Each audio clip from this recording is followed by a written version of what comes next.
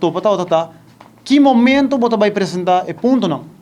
Nós a decidir, meerderheid a decidir que nós não vai apresentar, tanto que a lei está na mesa, topa, avisa não, nós está vai apresentar, quando ora você tem bloco, nós avisa que a meerderheid beslist, pero está depender, o sindicato topa demonstrar isso, está depender que hora a meerderheid conta, se a meerderheid na seu favor, andor er meerderheid conta.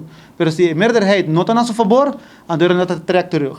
Andor já quando nós bezig papiando de sindicato topa, não botou com uma nota sincero tampouco sobre aqui não. Dia 20 queriam entregar a carta no ministro presidente 21 de fevereiro, algo assim. Nós entregar uma carta onde nós dona 2 mal 24 uur para o governo chama reunião com o Conselho de Ministros dia 28 de fevereiro, carta.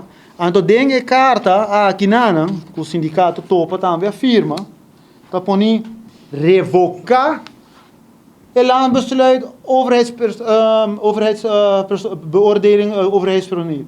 Revocar. Não está por nenhum caminho, ponto 1, vamos apresentar uma apresentação.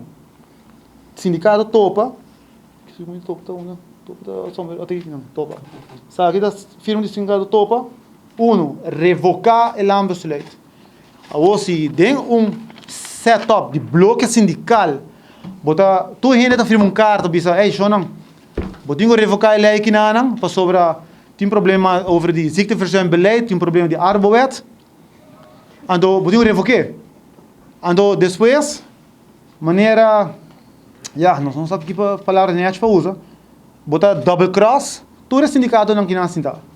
Aí verdade está também que já não são semana passada, hora que nossa visão está lá na mesa, nossa palavra, prometo que nossa vai reunião ainda, nossa palavra, sindicato não, maioria palavra, e se minuto era, sindicato topa também de acordo com nossa lá na mesa, e vai, então para maneira gente não sem palavra, a momento é decidir, não, nossa vai quieto. Então era botar bisa com por vai guerra com gente na assina, para botar firma papel, bisa tem aqui, botar revocar a lei. E caminho bom bisa botar revocar a lei, então nós se não quer revocar, nós vai dar uma apresentação tá. Então ina botar com o sindicato topa, não tá de palavra.